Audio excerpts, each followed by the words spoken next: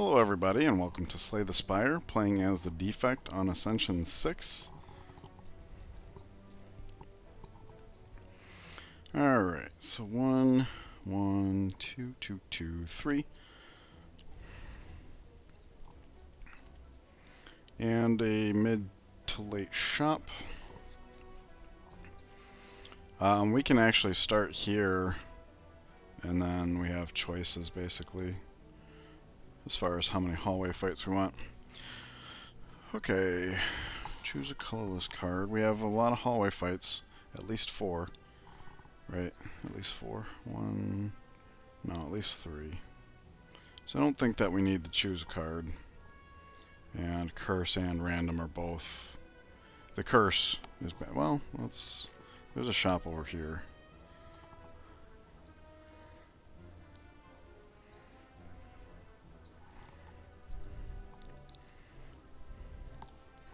Let's take the penalty-free random relic. Alright. Lantern is quite good. I'm going to stick to the original plan. Dual cast. Well, that's actually not bad. If it had split, we could have killed one, but... Okay. So we'll block what we can and break the thing and put the orb up. Alright, so we take 2. Perfectly reasonable.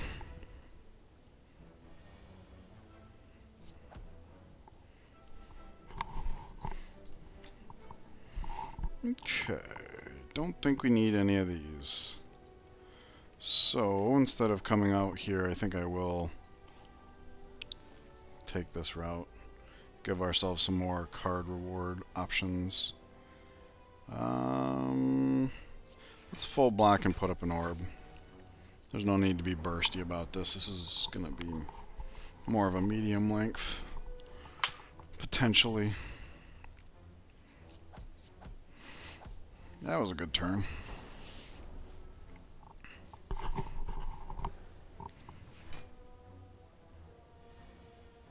Yikes, he's being scary.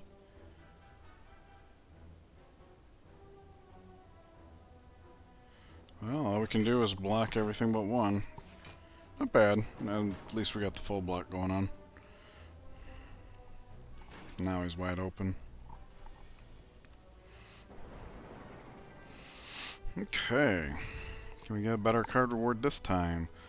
Doom and Gloom. It is AoE and it is a Dark Orb. Not bad.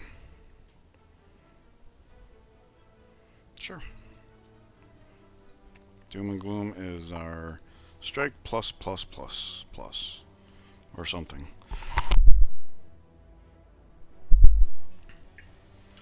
Hey, hey, hey. Now here I will dual cast the lightning orb because that puts the dark orb up front, which means the moment dual cast comes back around, this fight's just over. Dab all you like. We got shadow orbs.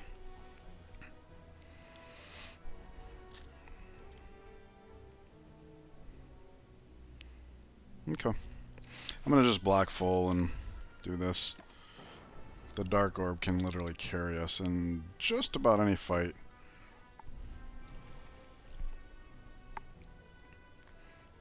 Nope, no need.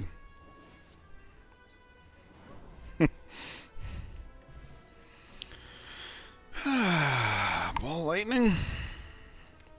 Yep. Need more ways to manipulate our orbs so that we can do dark orb shenanigans. Doom and Gloom and Ball Lightning make up for the fact that we had to skip the first card reward, in my opinion. Here I put the shadow orb up front. Between these two, I mean. Because all we need is a pop and then dual cast and, yeah, like this. Now it's 1 energy for 24 damage. And that is lethal. See?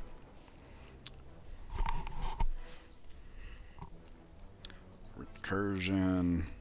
I like that card more than most, I would think. I've had some good times with it. Alrighty, so as far as setup in this fight, I think if we can get Zap in, that's great, and we'll open with Doom and Gloom no matter what.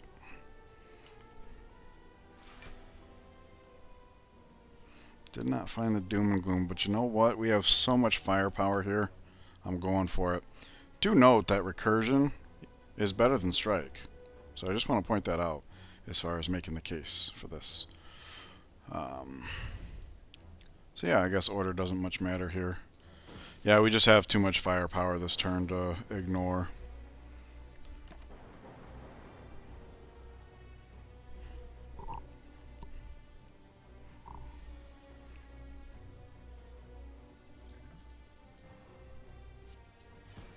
Gonna block what we can, although I do miss out on the opportunity to push the Dark Orb forward. It's gonna take some time to stew anyways. That's the only problem with the Dark Orb, is you usually end up just overkilling with it. Alright, block what we can. And recursion moves the Dark Orb forward.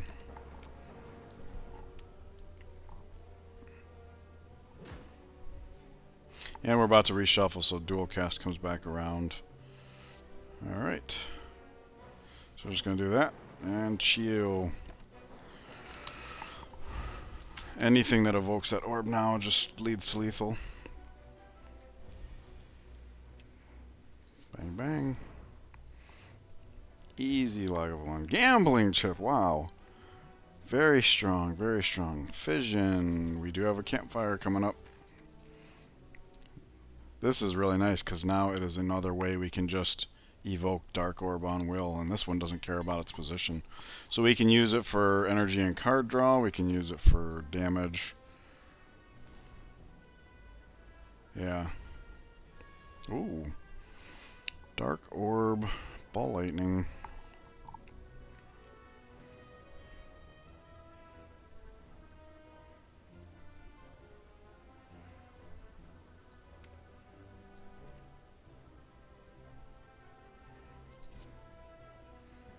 I'm gonna do this and this. Maybe we find the fission. We did. So I'm gonna go bang bang. Oof. Kind of whiffed on the after party, but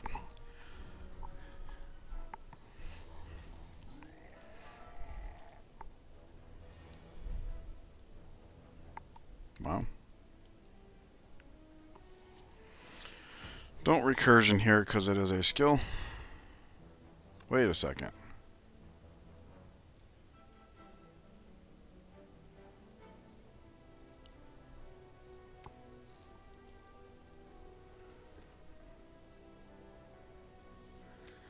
We are so close to having lethal.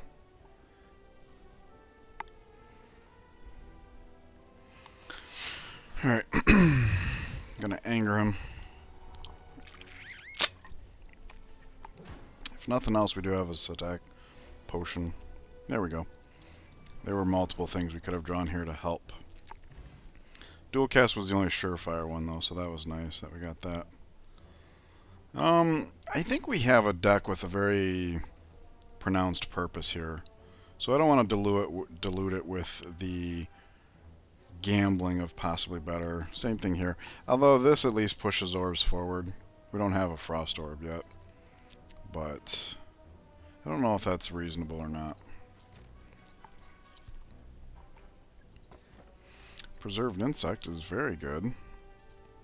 Oh, and I didn't even comment on the letter opener, which is actually pretty good in this class because some of our offense is skill-based. Alrighty, let's see what we got here. We got a defrag and a card remove.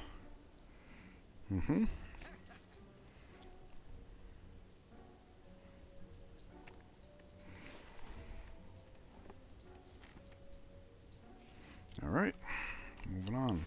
Lagavulin, same as before. Zap to set up. Oh, wait, not same as before. We have Zap and Defrag to set up, with Doom and Gloom as our opener. So we potentially have everything if we draw into the Doom and Gloom. Too soon for Fission. So we're just going to do this and stick to the plan. And this works out too, because we have exactly 5 cards, so we don't have to worry about the reshuffle here. We just play our Doom and Gloom. And then, of course, recursion moves it forward. Better than a strike, of course. Even better with defrag in play.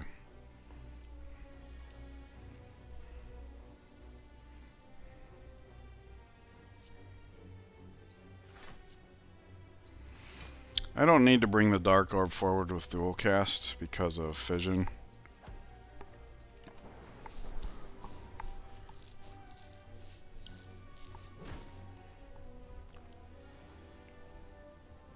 Here's Fission.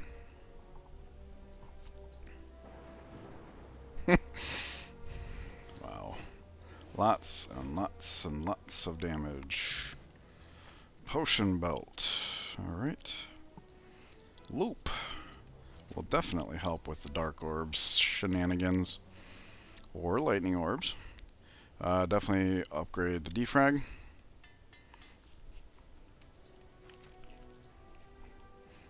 Lots of good events we could get here. I don't know that I would consider this one of them, though. Oh, crap.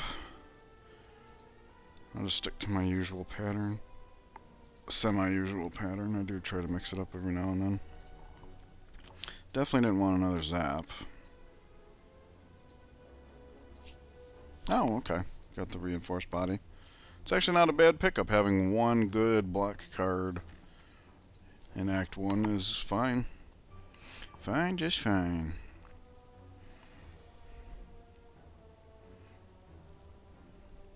We're getting attacked for exactly 14, so Doom and Gloom Reinforced Body is the perfect open. And we have them here. So we'll just do that.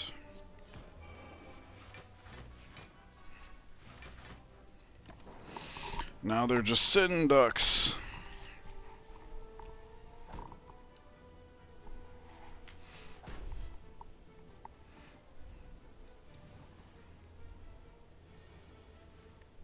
Okay, yep. 7 kills that, 6 kills that, and then finished and then some. Another ball lightning.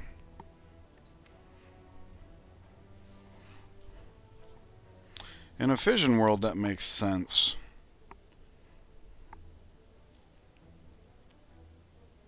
However, if we take too many orb generating things, then we can't do Dark Orb shenanigans as much.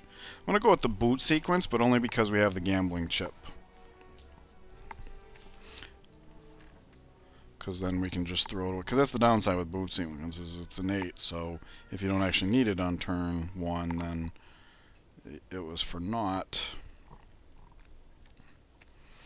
Loop plays into everything we could be doing. Did not get a Frost Orb by the end of the act, but hopefully that means we just nuke the boss and then some. Okay. Defrag, loop, recursion, strike. Yeah, see, recursion there was 10 damage for 1 energy. That's strike plus and then a little. And when we get a chance to upgrade it, if we ever get a chance to upgrade it, it's not uncommon to upgrade your AoE early, but these were very, very, very important. And I don't know which one of these I'd prioritize. Anyways, Doom and Gloom is here. Fission.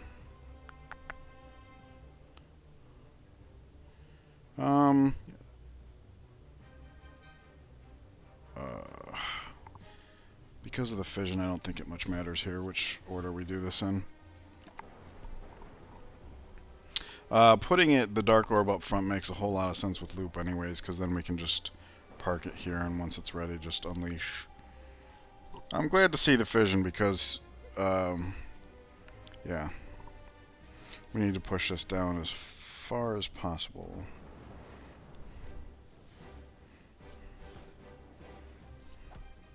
Not too bad. Kind of whiffed on the Fission, but getting rid of the slimes is kind of nice. And we're able to reinstitute our Dark Orb. Loop loop, which means right now dual cast just ends the fight. Did not find the dual cast. We have the boot sequence though. And we are taking 30 and we can do 21 here. So I'm just going to do that because again, dual cast just ends the fight. And I believe that's a guarantee in our next hand. So we'll just full block it here. Thank you, Reinforced Body. And boot sequence. And there we go. We'll just skip the final form altogether. Good times. Biased Cognition is here. We don't have any artifact, but especially with the loop, we have ways of just ending fights very quickly. Single target fights don't even have a chance. It's the AoE stuff that we got to be careful of. And that's the nice thing about Doom and Gloom. It's good for AoE, it's good for single target. Just in different ways. So we'll definitely take the Biased Cognition here. And you know what? No joke. I think Frozen Core is the play here. The way this works is at the end of your turn, if you have any empty orb slots, you get one Frost Orb, and then the game calculates all the Frost Orbs. So if you have any empty slots, this is 2 or 4 or 6 or 8 block we just get for free, just for having an empty orb slot. Now obviously that's not easy to do because only dual cast and fission will remove orbs, so once we populate them. But in a way, that's going to be one of the advantages of not going with the second ball lightning. So, and especially with loop, if we need a Frost Orb, right? Because we get a loop Frost Orb up to the front, all of our powers are in play, and now loop is going to generate what? 16 block at the start of our turn for free. And so we need a Frost Orb, and this gets us one. And to be fair, the Cracked Core, amazing in Act 1, but it doesn't take long for that to fall off. And the only real downside is you can't dual cast turn 1, but honestly, with the exception of the first couple hallway fights in Act 1, when do you want to do that? So I think this is very strong. But let me know what you guys think, because this is the end of Act 1. And I wanted to thank you guys for joining me. There is a comment section down below, so I'm definitely interested in your here. This is a very spicy start. I'm excited to see where it goes. And I see you guys in the next act. Take care.